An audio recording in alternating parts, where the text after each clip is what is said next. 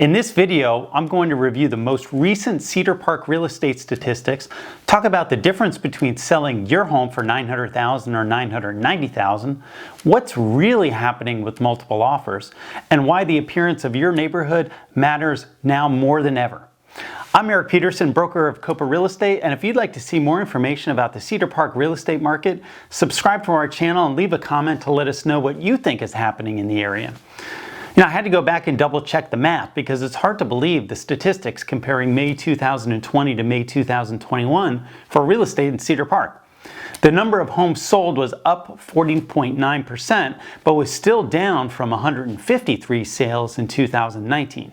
Average price was up 53.2%, and the median price was up 58.9%, with the average dollars per square foot up 44.6%.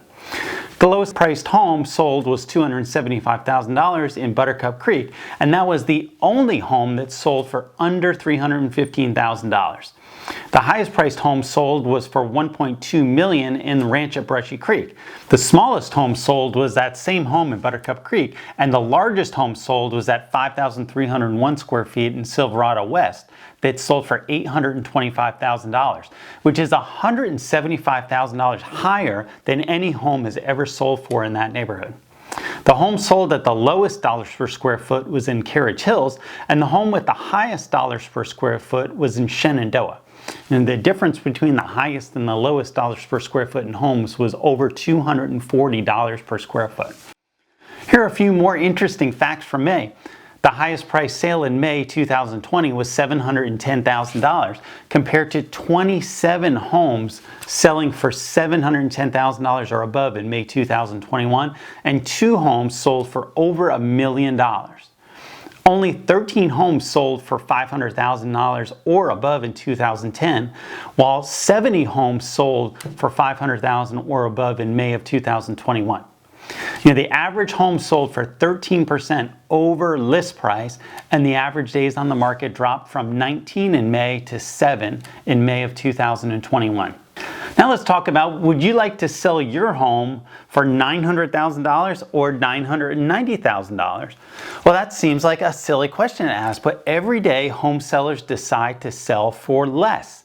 In April, I was having lunch with a friend at the League in Avery Ranch, and my friend said the real estate market must be hot because his neighbor didn't even need to list his home and they sold it off market for $900,000. And he was surprised when I said the neighbor could have sold it for at least $200,000 more if they had put it on the market. And you can't blame some home sellers for not keeping up with real estate prices. In many cases, homes are selling for significantly over the recent comps that sold only a month before.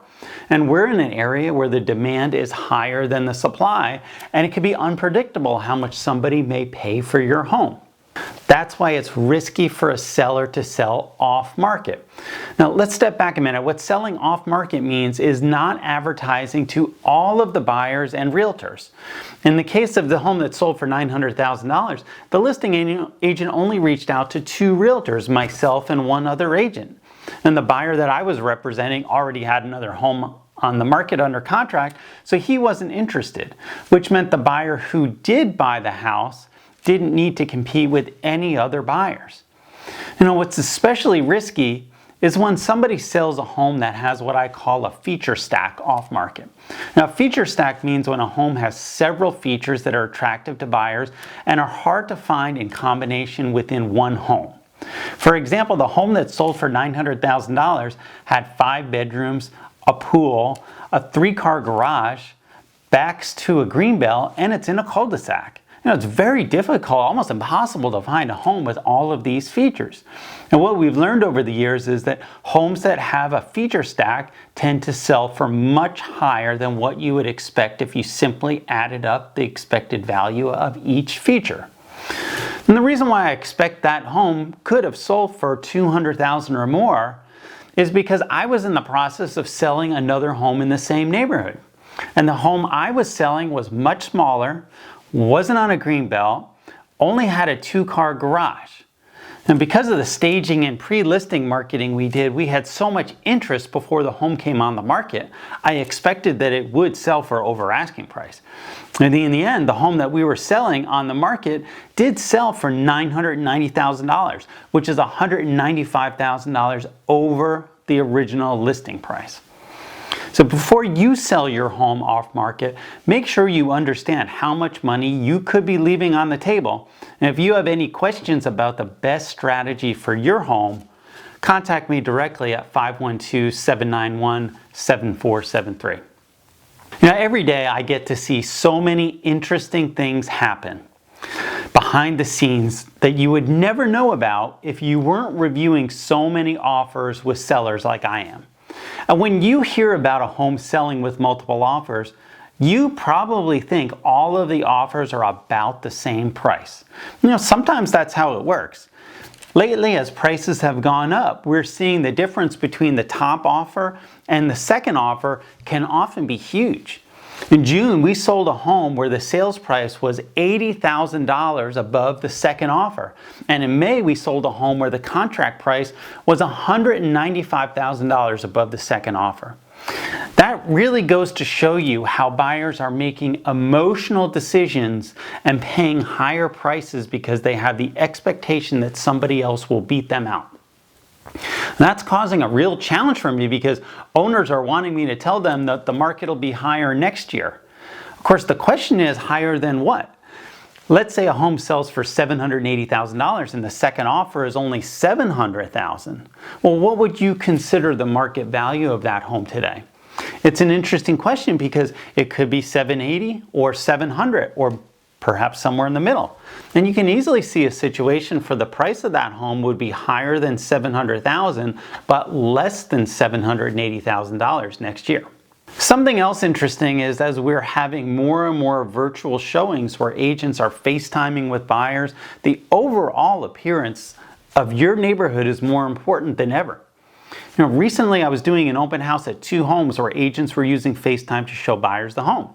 And I noticed before the agents came into the house, they were spending a lot of time showing the surrounding homes in the neighborhood. So I thought that was interesting because, in real life showings, we don't focus on the other homes as much. When I asked the agents, they both told me that they were doing this because buyers are buying sight unseen. And the agents are more concerned about making sure the buyers know about the homes nearby to protect the agents themselves from a buyer moving here and blaming the agent for something they didn't know about. Things that might not bother a person in real life might be just enough to keep an out-of-area buyer from making an offer because the agent overemphasized something about the neighbor's house. As we all know, it's those buyers from California and Seattle who are driving up the prices, often with sight unseen offers. So not getting an offer from an out-of-area buyer can significantly affect the final sales price of your home. Now, if we can help you buying or selling real estate in the area, contact me directly at 512-791-7473. Thanks for watching and make it a great day.